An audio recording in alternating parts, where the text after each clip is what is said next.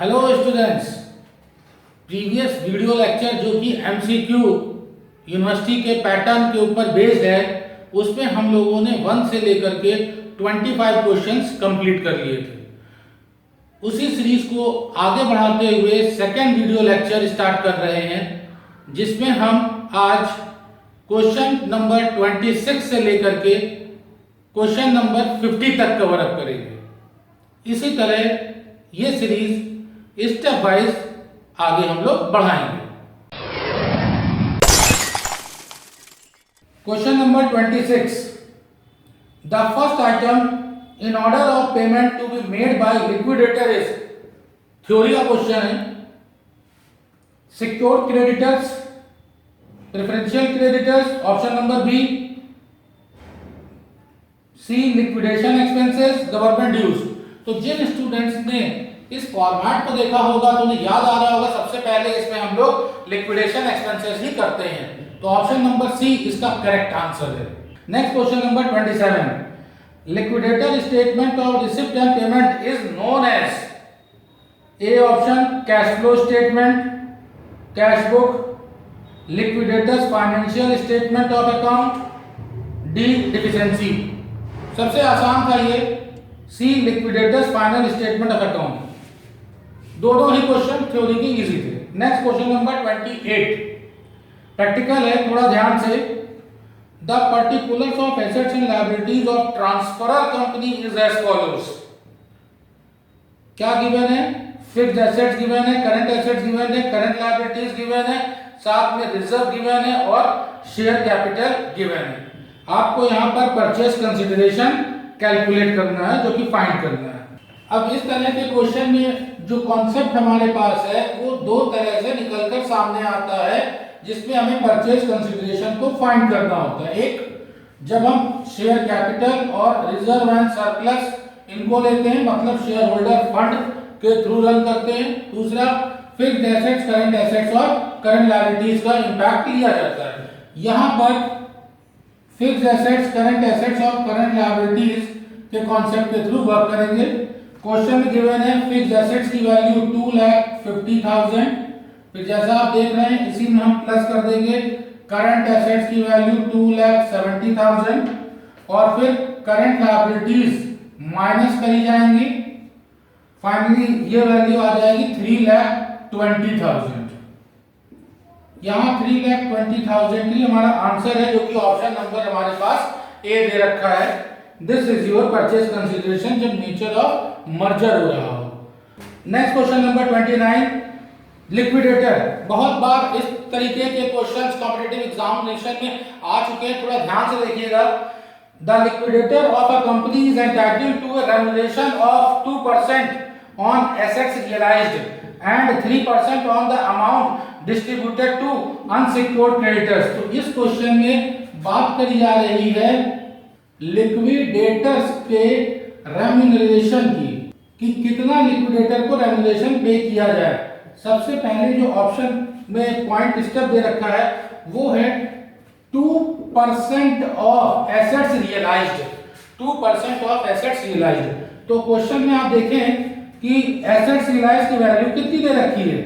Assets realised directly आपके पास दे रखा है 1 लाख, मगर साथ में लिखा है इंक्लूडिंग कैश बैलेंस। तो यहाँ पर मैं इधर नीचे बता रहा हूं कि 1 लाख तो रियलाइज वैल्यू दे रखी है, मगर इंक्लूडिंग कैश, क्या कैश इसमें लिया जाएगा? उसको रियलाइज किया 3,000, तो 3,000 ही है। तो बच्चा यहाँ पर ये मिस्टेक कर देता है, तो इस जगह पर हमको जो वैल्यू लेनी है वो 97,000 लेनी है, मींस 2% ऑफ 97,000। एक बात तो ये हो गई क्वेश्चन में। दूसरा आगे लिखा हुआ है and 3% of amount distributed to unsecured creditors. तो अब हमें क्या करना है? 3% ऑफ अमाउंट डिस्ट्रीब्यूटेड, मैं लिख रहा हूं यहां पर इसलिए अमाउंट डिस्ट्रीब्यूटेड। सर सीधे सीधे अमाउंट डिस्ट्रीब्यूटेड की वैल्यू क्यों नहीं लिख रहे जैसे क्वेश्चन में गिवन है?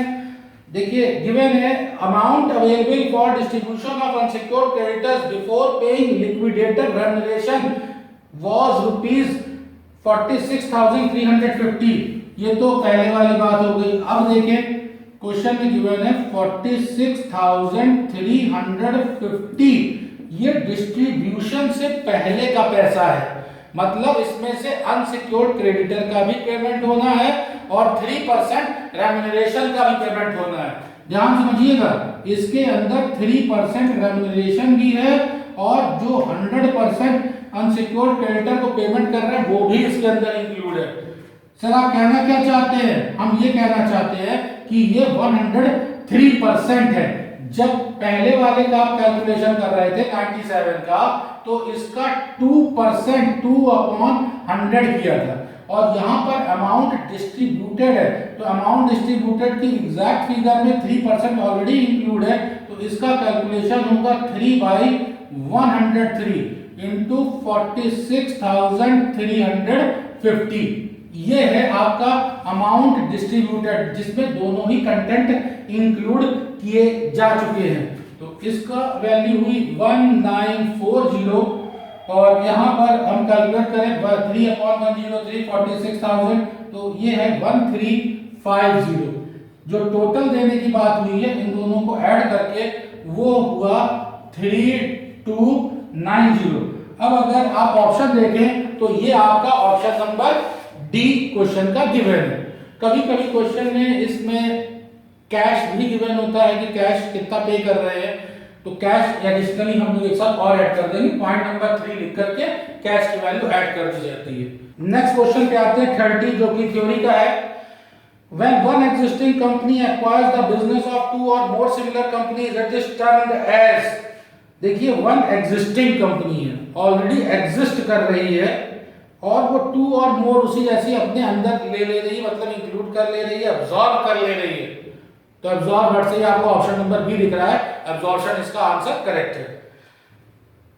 इस तरह के क्वेश्चन अक्सर आते हैं, तो मेरा सजेशन है कि एक बार एमलगमेशन, एब्सॉर्प्शन और रिकंस्ट्रक्शन का जो बेसिक क्राइटेरिया है, किसमें वन होगा, किसमें एग्जिस्टिंग होगा, कब एक्सटर्नल रिकंस्ट्रक्शन होगा, इसको जरूर रिवाइज करके जाइएगा। हर हालत में एग्जामिनेशन में क्वेश्चन आता ही आता है। नेक्स्ट क्वेश्चन नंबर 31 थ्योरी का ये भी है।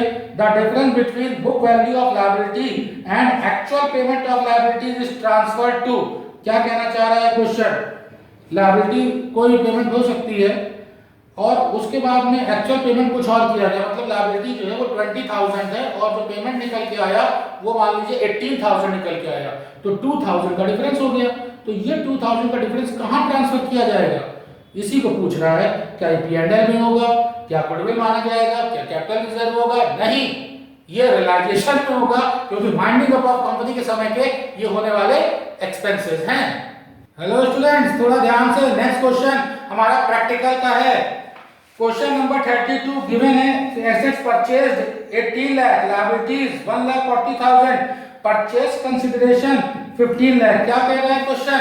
आपके पास डायरेक्टली गिवन है क्या चीज, आपने एसेट्स परचेज करी, इसके साथ में इमीडिएटली लायबिलिटीज भी परचेज करी,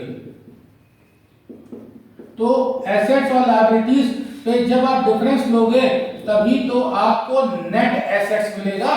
तो क्वेश्चन के अकॉर्डिंग जो एसेट्स हैं वो आपकी हैं 18 लाख और लायबिलिटीज जो ले रहे हो वो 1,40,000 ले रहे हो। इसका मतलब है कि नेट एसेट जो निकल के आ रहा है वो 16,60,000 आ रहा है। किसी कंपनी को जिसको परचेस किया, तो क्वेश्चन में कंपनी का नेम तो नहीं दे रखा, जिस कंपनी को परचेस किया उससे आपको मिल कितना रहा है 16,60,000 और आप इसके अगेंस्ट में बेटा जो पे कर रहे हो वो कितना पे कर रहे हो 15 लाख। तो इसी को कहते हैं परचेस कंसीडरेशन। 15 लाख का पेमेंट किया आपने, तो बैठे बैठाए यहाँ पर आपको जो बेनिफिट हो गया वो क्या हो गया 1,60,000 का। प्रॉफिट नहीं दिख रहा है, कैपिटल नेचर का प्रॉफिट नहीं दिख रहा है, तो ये बेनिफिट हो गया कैपिटल नेचर का। This is called capital nature है, तो इसको हम बोलेंगे क्या, कैपिटल रिजर्व। अब आप अपने ऑप्शन को चेक कर लीजिए, capital reserve 1,60,000 option number be given. यहां पर मैं आपके कुछ सेकंड और लेना चाहूंगा ये बात समझाने के लिए कि इस तरह के क्वेश्चन अक्सर या तो ऐसे आते हैं लेफ्ट हैंड साइड या राइट हैंड साइड। अब यहां पर मैं आपको एक क्लैरिफिकेशन देना चाहूंगा, कुछ सेकंड आपके बच्चों लेना चाहूंगा। क्वेश्चन जो है वो दो तरीके का होता है, मींस नेट एसेट्स और परचेज कंसीडरेशन के बीच का रिलेशन देखा जाता है कि नेट एसेट्स क्या परचेज कंसीडरेशन से ज्यादा है या कम है। अभी जो हम लोगों ने किया वो ये वाला कॉन्सेप्ट किया, जब हमारे पास नेट एसेट्स परचेज कंसीडरेशन से ज्यादा होगा, when the net assets is more than, तब हमारे पास आंसर था कैपिटल रिजर्व।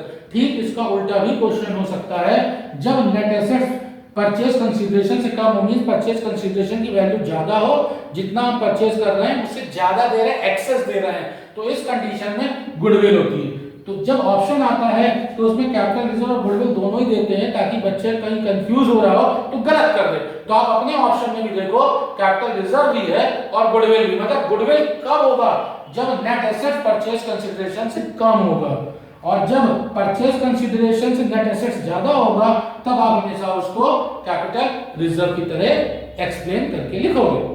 मैं उम्मीद करता हूं कि ये वाला लॉजिक समझ में आ गया होगा आपको। अब देखिएगा class question number 33। Question number 33 कह रहा है differential creditors, determine differential creditors, trade creditors ₹10,000, debenture ₹50,000, previous year income tax ₹2,000, 1 month salary of employees ₹2,700, salary of managing director ₹7,000। तो यहाँ पर आपको कंफ्यूज करने के लिए ज्यादा डेटा दे रखा है, सिर्फ आपको पिक करना है डिफरेंशियल क्रेडिटर में क्या आएगा।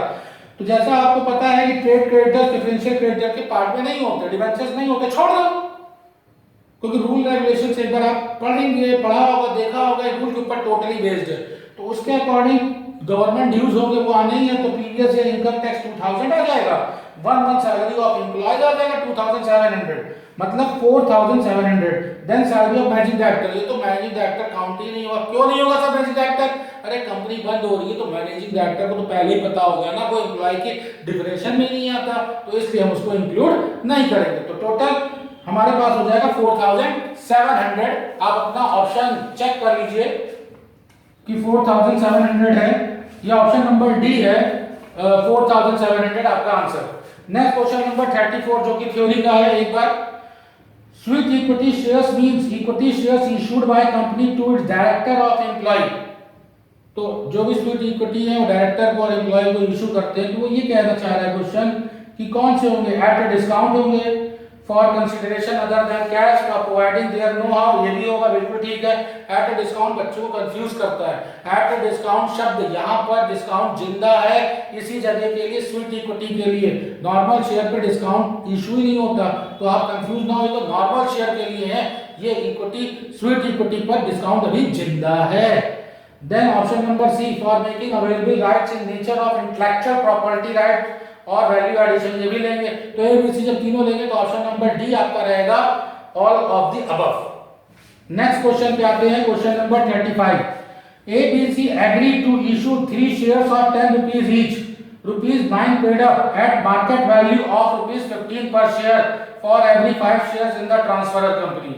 The transferor company has ₹5 lakh paid up share capital of ₹10 each. ₹5 paid up, market value of these share is ₹8. Find out purchase consideration. सीधा purchase consideration निकालना है, मगर मैं आपको यहाँ फोकस करना चाहूंगा कि जो आपकी ट्रांसफरर कंपनी है उस पे देखिए, सबसे पहले जो की वर्ड है वो गिवन है 5 lakhs। ये बेटा जो 5 lakhs है ना, इसको ध्यान से देखें कि ये लिखा क्या है, ये रुपीस लिखा है या ये नंबर ऑफ शेयर्स लिखा है। अगर नंबर ऑफ शेयर्स होता तो ये क्वेश्चन का आंसर कुछ और आएगा। ये बेटा क्वेश्चन में रुपीस लिखा है, तो अगर रुपीस लिखा है तो इसको हमको नंबर ऑफ शेयर पे क्या करना होगा, पहले कन्वर्ट करना पड़ेगा। तो सबसे पहला काम होगा कि हम इसको नंबर ऑफ शेयर में कन्वर्ट करें। तो यहाँ क्वेश्चन में जो गिवन है वो 5 लाख गिवन है, और 5 लाख देखिए पेड अप कैपिटल गिवन है। क्या गिवन है, पेड अप। पेड अप मतलब जितना पब्लिक ने आपको पे किया होगा। तो जब पेड अप कैपिटल जो है वो आपकी 5 लाख है, तो इसमें से कितने रुपए हो गए, 5 रुपए हो गए पेड अप वैल्यू। तो अगर पेड अप वैल्यू आपके पास ₹5 दे रखी है, पेड अप वैल्यू जो है वो ₹5 आपके पास गिवन है, इस कंडीशन में आपके पास टोटल नंबर ऑफ शेयर्स अगर देखें तो जो नंबर ऑफ शेयर्स है वो 1 लाख आ गए। अगर 1 लाख शेयर्स आ गए तो क्वेश्चन में क्या लिखा है, हर 5 पे 3 देने की बात हो रही है। तो हमारे पास जो शेयर्स हैं वो कितने हैं, 1 लाख, और जो रेशियो क्वेश्चन में गिवन है वो 3 देने गिवन है किसके ऊपर, हर 5 के ऊपर।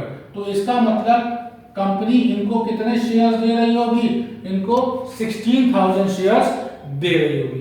अब अगर 16,000 शेयर्स है और क्वेश्चन में फिर से अगर क्वेश्चन साइलेंट है, साइलेंट होने का मतलब कि क्वेश्चन में ये नहीं गिवन कि क्वेश्चन मार्केट प्राइस के थ्रू चलेगा या क्वेश्चन में आप पेड अप वैल्यू से कैलकुलेट करो तो आप फ्री होते हो, ठीक। अब अगर मार्केट प्राइस के थ्रू चलेगा तो क्वेश्चन में मार्केट प्राइस 15 रुपीस दे रखा है और जो पेड अप वैल्यू है वो क्वेश्चन में 9 रुपीस दे रखी है। अब हम अगर 9 रुपीस के अकॉर्डिंग कैलकुलेट करते हैं तो ये वैल्यू आती है 5,40,000, और अब अगर हम इसके थ्रू मार्केट प्राइस के थ्रू कैलकुलेट करते हैं तो ये वैल्यू आती है 9 लाख।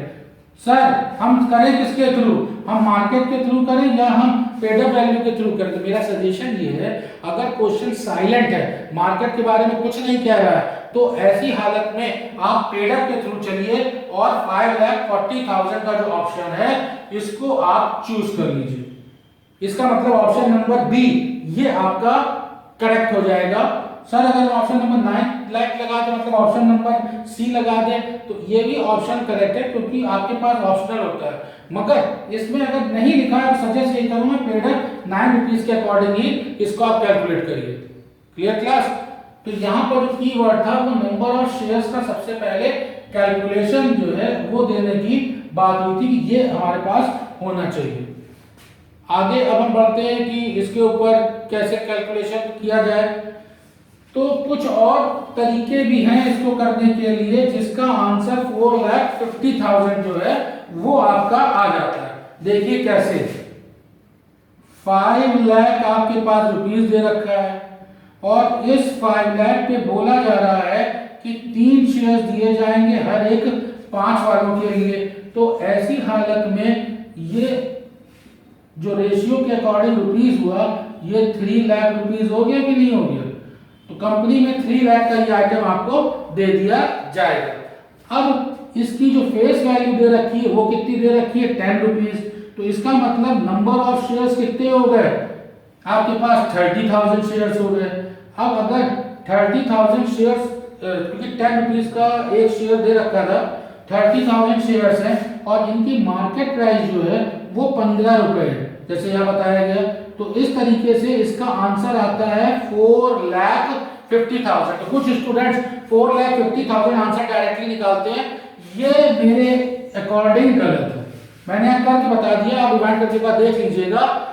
यहाँ पर ये गलत है क्योंकि इनको नंबर ऑफ शेयर में कन्वर्ट नहीं किया गया, जिसके लिए मैंने कीवर्ड बोला जितने शेयर्स हैं उनके अकॉर्डिंग क्वेश्चन ये रन आपका करेगा। After then next question number 36 theory का है। Security premium can not be utilized towards, security premium जो हम ले रहे होते हैं शेयर इशू करते समय, डिबेंचर को इशू करते समय, उनको हम कहां यूटिलाइज नहीं कर सकते, क्वेश्चन ये पूछ रहा है। बाय बैक ऑफ शेयर्स कर सकते हैं, issue fully paid bonus share पे कर सकते हैं, ध्यान देना इशू फुल्ली पेड लिखा हुआ है। Then writing off expenses of commission कर सकते, कहां नहीं कर सकते, रिडक्शन इन शेयर कैपिटल नहीं कर सकते। ऑप्शन नंबर 1 कैन नॉट के लिए यूज होगा। नेक्स्ट क्वेश्चन नंबर 37 प्रैक्टिकल है, थोड़ा ध्यान से देखिएगा। 2000 shares of ₹10 on which 7 called up. तो ये शेयर का एक बेसिक तरीके वाला क्वेश्चन है। पहले मैंने बता रखा है कि फेस वैल्यू देखनी चाहिए। फेस वैल्यू कितनी है हमारे पास, ₹10 दे रखी है। इस फेस वैल्यू में से कितना आपने कॉल्ड किया, हमने मांगा कितना, उसको बोलते हैं कॉल्ड अप। तो कॉल्ड अप जो है वो हमारे पास हुआ 7 rupees and ₹5 has been paid. और हमारे मांगने के बाद जो पब्लिक ने हमको पे किया वो हमारे पास 5 रुपीस आया, जिसको कि हमने रिसीव किया हुआ होगा। अब ये फॉरफिट कर लिए गए, 5 रुपीस के साथ में ये शेयर फॉरफिट कर लिए गए। आगे की माने out of these 1500 shares were reissued for ₹9 fully paid। अब इसमें से 1500 शेयर जो है वो 9 रुपीस में कर दिए गए। तो हमारे पास जो रीइश्यू कर रहे हैं वो 1500 शेयर्स हैं एट द रेट ऑफ ₹9 पर शेयर। तो ये देखिए इस जगह पर कि फेस वैल्यू कितनी थी, 10 रुपीज थी, और आप इसको रीइश्यू कितने पे कर रहे हो, 9 रुपीज पे इशू कर रहे हो। इसका मतलब जो लॉस हो रहा है at the time of reissue वो 1 रुपी का हो रहा है कि नहीं हो रहा है? एकदम क्लियर। 10 वाला 9 में इशू किया, 1 रुपीज का तुम्हें लॉस हो गया। और ऑलरेडी ये देखो कि तुम्हारे पास प्रॉफिट कितना था, ऑलरेडी तुम उस पैसे को लेकर के बैठे हो कितना, 5 रुपए। तो 5 रुपीज अगर तुम लेकर के बैठे हो, लॉस तुम इसमें से कवर अप कर लोगे, तो भी इसके बाद तुम्हें जो प्रॉफिट हो रहा है पर शेयर वो 4 रुपीज का हो रहा है कि नहीं हो रहा है? और ये प्रॉफिट कैपिटल नेचर का है, इसीलिए ये ट्रांसफर होगा किस अकाउंट में, कैपिटल रिजर्व अकाउंट में। एक शेयर के 4 रुपए और इशू कितने किए थे, 1500। तो 1500 को 4 रुपीज से अगर आप मल्टीप्लाई करें तो कैपिटल रिजर्व आपके पास 6000 निकल करके आता है। और इसका ऑप्शन नंबर ए है 6000, इसको आप टैली कर दें। Next question number 38। AB Limited acquired assets worth ₹7,50,000 from PQ Limited by issue of shares of ₹100 at a premium of 25%. The number of shares to be issued by AB Limited to settle the purchase consideration will be। बहुत ही आसान सा है, देखिए 7,50,000 ये purchase किया गया assets की value है। आफ्टर देन इसको आप डिवाइड कर दीजिए 100 प्लस जो परसेंटेज है। सर ये किस लिए आप कर रहे हैं? क्योंकि बेटा यहाँ पर 25% प्रीमियम दिया हुआ है। फिर निकालना आपको जो मेन हेड है उसकी ज़रूरत पड़ेगी। तो मेन हेड के लिए क्या कहा जा रहा है, शेयर्स, और शेयर्स एट ए प्रीमियम है, तो इसका मतलब ये वैल्यू हो गई आपकी 6 लाख। ये एक पोर्शन हुआ। अब यहाँ पर ध्यान देना होगा कि ये 7,50,000 रुपीज़ में दे रखा है, तो ये 6 लाख जो निकल कर आया ये भी आपका रुपीज़ में निकल कर आया। मगर क्वेश्चन जो कह रहा है उसके लिए नंबर ऑफ शेयर्स की बात हो रही है। जब नंबर ऑफ शेयर्स की बात है तो रुपीज़ में जो वैल्यू आपके पास गिवन है उसको फेस वैल्यू से डिवाइड कर दीजिए। फेस वैल्यू क्वेश्चन में कितना है, 100 है। इसका मतलब हुआ कि जो नंबर ऑफ शेयर्स हैं वो हो गए 6000। अपना ऑप्शन आप चेक करें तो 6000 ऑप्शन नंबर ए है, यहाँ पर ध्यान दीजिएगा। ये एक आपका ए आंसर हो गया। दूसरी ध्यान देने वाली बात ये है क्योंकि यहाँ क्वेश्चन जो है वो आपका शेयर्स एट ए प्रीमियम है, तो हो क्या रहा है कि जो ये वैल्यू 7,50,000 है इसमें शेयर्स के साथ में प्रीमियम ऐड है, और प्रीमियम जो होता है वो बेस है किसके ऊपर, शेयर पे। तो प्रीमियम की परसेंटेज कितनी हुई, 25। शेयर की परसेंटेज कितनी हुई, 100। तो टोटल जो 7,50,000 बना ये 125% है। इस वजह से हम 100 प्लस 25 कर रहे हैं। दूसरी बात ध्यान दीजिए। अच्छा सर, तो इसका मतलब शेयर डिस्काउंट पे भी दिया जा सकता था। अब यहाँ पर अगर वेंडर को डिस्काउंट पे दिया जाता तब आप शेयर को 100 लेते, और डिस्काउंट अगर 25 है तो 25 माइनस करके ये वैल्यू आपकी 75% आती। तब यही सेम क्वेश्चन होता, मगर ये सॉल्व कैसे होता उसको देखिए। तब 7,50,000 वैल्यू डिवाइडेड बाई हम 75 करते, ना कि 125 करते। ये इम्पॉर्टेंट है। इनटू वैल्यू किसकी निकालनी है, 100 की वैल्यू निकालनी है। इसका मतलब ऐसी हालत में जो रुपीस निकल के आता वो आपका 10 लाख हो जाता। फिर नंबर ऑफ शेयर निकालने हैं तो 100 से इसको आप डिवाइड कर देते। एक छोटी सी बस ट्रिक है और कुछ भी नहीं है। इस ट्रिक से बच्चों की हेल्प हो जाती है। क्या लिखा था कि शेयर एट प्रीमियम, तो अगर शेयर आपका प्रीमियम पे इशू हो रहा है, या फिर जो हमने एज्यूम किया वो किया था शेयर एट डिस्काउंट, मतलब डिस्काउंट पे हो रहा है, तो ये दो बातें आपके पास हैं। पार है तो वही वैल्यू है। तो ध्यान देना ये है, बस जरा सी ट्रिक है, वैसे कुछ नहीं। P for premium, D for discount, बस यहीं से आपको हेल्प मिल जाएगी। अगर प्रीमियम है तो P फॉर प्रीमियम मतलब प्लस, तो इसको आप क्या करो 100 में प्लस करके चलो, इसलिए 100 प्लस परसेंटेज हो गया। और डी फॉर डिस्काउंट है तो डी फॉर डिडक्ट भी होता है, तो ये आपको याद कराएगा कि 100 डिडक्ट 25 आ गया कितना 75, और जो वैल्यू गिवन है उससे डिवाइड कर दिया। नेक्स्ट क्वेश्चन नंबर 39 थ्योरी का है, excess of net assets over purchase consideration will transfer to. Already पहले बता भी चुके हैं कि नेट एसेट्स के ऊपर क्वेश्चन होगा, आप एक्सेस पे कर रहे हो मीन परचेज कंसिडरेशन होता है, और वो परचेज कंसिडरेशन पेमेंट का आंसर कैपिटल रिजर्व। तो यहां पर डायरेक्टली आपका आंसर हो गया B option capital reserve. Next question number 40, when company is turn into liquidation and new company is formed to take over business and such company it is termed as. तो यहाँ पर नई company ही बन रही है, तो साफ साफ देखिए लिखा है when company is turn into liquidation, एक कंपनी जो है वो पहले लिक्विडेशन में गई और फिर न्यू कंपनी बन गई। तो न्यू कंपनी अगर बनी तो एक्सटर्नल रिकंस्ट्रक्शन का ये एक बहुत ही अच्छा क्वेश्चन है, और ये आपका ऑप्शन नंबर सी हो जाता है। नेक्स्ट क्वेश्चन आते हैं 41, 1000 shares of ₹10 each issued at 30% premium were forfeited for non-payment of ₹2 per share and first and final call। सबसे पहले ध्यान से देखें, ये शेयर इशू ऑफ शेयर का क्वेश्चन है, और यहाँ क्वेश्चन पे हम ले रहे हैं फेस वैल्यू 10 रुपीज़।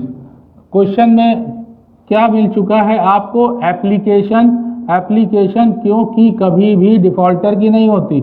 आपको क्या मिल चुका है, अलॉटमेंट। सर अलॉटमेंट हमको कैसे रिसीव हुआ, क्योंकि क्वेश्चन में डिफॉल्टर जो गिवन है वो आपका फर्स्ट कॉल के लिए गिवन है। तो आपके पास जो डिफॉल्टर हैं उनको अगर ध्यान से देखें तो डिफॉल्टर फर्स्ट कॉल का 2 रुपीज़ और फाइनल कॉल का 2 रुपीज़, इसका मतलब 4 रुपीज़ डिफॉल्टर है, और आपने पर शेयर जो रिसीव कर रखा है वो वैल्यू कितनी रही होगी, 6 रही होगी। सर नहीं, अलॉटमेंट में 30% प्रीमियम भी इंक्लूड है, ध्यान से देखिएगा। प्रीमियम के लिए एक सिंपल सा रूल क्या है कि if premium is received then it must be ignored. तो रिसीव कर रखा है तो फॉरफीचर के टाइम पे हम इसको इग्नोर करते हैं। हाँ, अगर ये अलॉटमेंट का भी डिफॉल्टर होता तब हम प्रीमियम को फॉरफीट करते समय पास करने वाली एंट्री में लेकर चलते, शो करते। तो यहाँ पर प्रीमियम सिर्फ आपको कंफ्यूज करने के लिए दिया है, 6 रुपीज़ पर शेयर आपने रिसीव कर लिया। क्वेश्चन क्या कह रहा है, क्वेश्चन कह रहा है कि शेयर फॉरफीचर अकाउंट में आप कितना क्रेडिट करोगे। तो शेयर फॉरफीचर अकाउंट के लिए देखिए 6 रुपीज़ आपने रिसीव किया, अब कितने शेयर्स फॉरफीट किए थे, आप कहोगे सर 1000। तो 1000 जो शेयर्स हैं, 1000 जो शेयर्स हैं उसके ऊपर कितने रुपए मिले होंगे, 6000 ही तो आप फॉरफीट करोगे। अपना ऑप्शन चेक करिए, ऑप्शन नंबर बी जो कि 6000 गिवन है।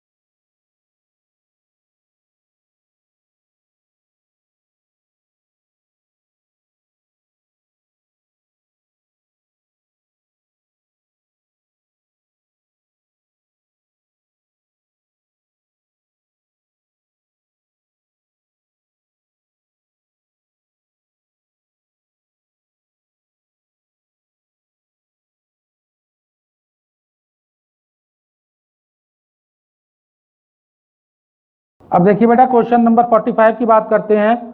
ए company wants to redeem 2000 preference shares of ₹100 each at par. Company has a balance in general reserve 50,000, profit and loss 40,000, security premium 10,000. Company wants issue equity shares ₹10 at a premium of 10%. How many equity share should be issued for the purpose? Time कम लगे, देखो already solve कर दिया है। आप redeem कर रहे हो कितने शेयर्स? 2000 शेयर्स की बात हो रही है। एक शेयर की वैल्यू कितनी? 100। इसका मतलब कितने रुपए फंड की आपको रिक्वायरमेंट है? 2 लाख रुपीस की हमको रिक्वायरमेंट है। और जो फंड्स हमारे पास होते हैं उनको हम इंटरनल और एक्सटर्नल सोर्स से यूज करते हैं। सर यहाँ पे प्रीमियम पे क्रॉस क्यों कर रखा है बच्चा? इसलिए क्योंकि क्वेश्चन में साफ साफ गिवन है कि पार पे हो रहा है। तो अगर पार पे है तो प्रीमियम का रिडम्पशन की जरूरत ही नहीं। बहरहाल फंड पे आते हैं। फंड हमारा एक इंटरनल है और एक हमारा एक्सटर्नल है। पिछले वाले क्वेश्चन में भी मैंने आपको बताया था कि इंटरनल और एक्सटर्नल से फंड की रिक्वायरमेंट होती। उस क्वेश्चन में क्या था? उसमें जो है एक्सटर्नल इशू के बारे में दे रखा था और आपसे पूछा था कि इंटरनल में सीआरआर हम कितने पर, कैपिटल रिडम्पशन रिजर्व कितने का बनाएंगे। यहाँ इसका उल्टा है। यहाँ पर आपके पास गिवन है इंटरनल और एक्सटर्नल कितना इशू कर रहे हैं, ये क्वेश्चन आपसे पूछ रहा है। तो अब इंटरनल के लिए सीआरआर हमको बनाना है। सीआरआर जो फंड के ऊपर डिपेंड होगा उसको आगे देखिए क्वेश्चन में क्या दे रखा है। क्वेश्चन में जनरल रिजर्व दे रखा है, प्रॉफिट एंड लॉस दे रखा है, सिक्योरिटी प्रीमियम दे रखा है। सर यहाँ पर आपने तो 3 ही लिखे हैं, सिक्योरिटी प्रीमियम रिजर्व को तो कट कर दिया, इसीलिए ताकि ध्यान दो फंड का जो सिक्योरिटी प्रीमियम रिजर्व होगा वो सिक्योरिटी प्रीमियम वो आपका कहाँ से मीट होगा? वो मीट हो जाएगा जाकर के इशू के टाइम के प्रीमियम से। इस प्रीमियम से इसका कोई लेना देना नहीं। तो जो ये सिक्योरिटी प्रीमियम है वो इस जगह पर जाकर के यूटिलाइज हो सकता है। इसका वैल्यू और इसकी वैल्यू दोनों को ऐड करके, मतलब इशू के टाइम का जो प्रीमियम है वो पैसा, पुराना रखा हुआ प्रीमियम का पैसा, वो दोनों जब आप रिडीम करते हैं प्रीमियम पे तो वहां यूज होता। ये प्रीमियम का पैसा जो वैल्यू है, फेस वैल्यू कौन सी? 2 लाख, उसके लिए यूज नहीं होगा, इसलिए कट कर दिया। तो बच्चे यही गलती करते हैं, ये इंटरनल फंड को तुरंत ही ले लेते हैं 1 लाख और 1 लाख का इशू कर देते हैं। ये रॉन्ग है। यहाँ पर 90,000 रहेगा और जो आप इशू करोगे, जब आप इशू करोगे तो उस जगह पे देखो 2 लाख में से 90,000 डिडक्ट कर दिया, तो हमें 1,10,000 की जरूरत है। तो जब हम इशू करेंगे, वो भले ही 10% प्रीमियम में क्वेश्चन में गिवन है, मगर हमको इशू के नंबर ऑफ शेयर्स निकालने हैं। तो 1,10,000 हमको इशू करना है और फेस वैल्यू क्वेश्चन में 10 रुपए दे रखी, जैसा कि आपको दिख रहा है। तो टोटल 1,10,000 रुपीज के हो गए, फेस वैल्यू 10 है, तो नंबर ऑफ शेयर्स 11,000 हो गए। आप अपना ऑप्शन नंबर चेक कर लीजिए, सी 11,000 ये आपका करेक्ट होगा। हम लोग नेक्स्ट क्वेश्चन नंबर 47 पे आते हैं, जो कि थ्योरी का है बैंक्रप्सी कोड के ऊपर। The insolvency and bankruptcy board of India is constituted by option A central government, option B national company law tribunal, ARCIL, supreme court. बच्चे बहुत तेजी से इसमें बी ऑप्शन लगाते हैं, ट्रिब्यूनल। ध्यान दीजिएगा, इसका ऑप्शन नंबर ए होगा central government. Next question number 48, partly paid shares can be made fully paid by capitalising. यहाँ पर मैं आपसे कहना चाहूँगा कि एग्जाम देते समय देख करके एक बार जाइएगा कि पार्टली पेड जो शेयर्स होते हैं उनको जब फुल्ली में हम यूज़ करते हैं, कन्वर्ट करते हैं, तो कौन कौन से सोर्स आते हैं ये जरूर ध्यान दीजिएगा। और दूसरा एक और इम्पॉर्टेंट पॉइंट ध्यान देकर जाइएगा, सिक्योरिटी प्रीमियम रिजर्व कहाँ कहाँ पर यूज हो जाता है विद सेक्शन। तो सिक्योरिटी प्रीमियम रिजर्व कहाँ कहाँ यूज होता है, क्योंकि क्वेश्चन उसके ऊपर आ जाता है कि कहाँ यूज नहीं हो रहा है, वो ऑड वन आउट आपको देखना पड़ता है। तो ये दो जरूर देखे जाइएगा। बहरहाल क्वेश्चन नंबर 48 के लिए पार्टली पेड शेयर्स को जब फुल्ली पेड कर रहे हैं, गिवन है जनरल रिजर्व, बी ऑप्शन है सिक्योरिटी प्रीमियम, सी ऑप्शन है capital redemption reserve, all the above. इसका आंसर होगा जनरल रिजर्व, क्योंकि कैपिटल रिडम्पशन रिजर्व यूज नहीं होता और सिक्योरिटी प्रीमियम मैंने ऑलरेडी आपको बताया हुआ था। Next question number 49, list related to creditor secured by floating charge. बहुत बार इस तरह का क्वेश्चन आ चुका है प्रीवियस ईयर एग्जामिनेशन में, जरूर लिस्ट देख कर जाइएगा, ABCDEFGH। सर लिस्ट तो बता दिया, चैप्टर वाइंडिंग ऑफ कंपनीज में आपको लिस्ट मिलेगी। जैसे अगर यहीं लिस्ट ए लिखा होता तो आप एसेट्स से उसको कोरिलेट करते, यहाँ पर लिस्ट डी गिवन है। लिस्ट डी जो है वो आपकी सिक्योर्ड क्रेडिटर्स के ऊपर है। कंफ्यूज करने के लिए, हैवी बनाने के लिए बाय फ्लोटिंग चार्ज दे रखा है, वैसे होता है फ्लोटिंग चार्ज है, जैसे कि डिवेंचर है फ्लोटिंग चार्ज के ऊपर। तो यहाँ पे तो आपका आंसर ही हो गया option number D, list D, option number A. Next question number 50, small share holders means a share holder holding shares of nominal value of not more than और सच अदर सम्स में prescribed. तो small share holders company के हम किनको मानेंगे, question ये उसके लिए बात कर रहा है। तो स्मॉल शेयर होल्डर्स के लिए जो लिमिट है वो 20,000 है। ऑप्शन नंबर डी आपका करेक्ट होगा, ना 5,000 ना 10,000 ना 15,000। हाँ सर क्या हमेशा होगा? एक बात ध्यान दीजिए, अच्छा क्वेश्चन आपके दिमाग में आ रहा है, इसलिए और करके लिखा है प्रिस्क्राइब्ड। तो अगर दूसरा प्रिस्क्राइब किया गया तो फिर वो माना जाएगा। अभी आपको सिर्फ ऑप्शन 20,000 ही याद रखना है। तो यहां पर आज प्रैक्टिस शीट का क्वेश्चन नंबर 50 कंप्लीट होता है हम लोगों का। मैं उम्मीद करता हूं कि इन 50 क्वेश्चन की जर्नी आप लोगों ने एंजॉय करी होगी और एमसीक्यू पर आपके डाउट बहुत से क्लियर होंगे। मैंने पूरी कोशिश करी थी कि प्रैक्टिकल क्वेश्चन को साथ साथ सॉल्व करके भी बताता चलूं। फिर हम अगले सीरीज में मिलते हैं इसी के आगे, जिसमें प्रैक्टिस शीट 3 होगी और उसको हम लोग स्टार्ट करेंगे क्वेश्चन नंबर 51 से।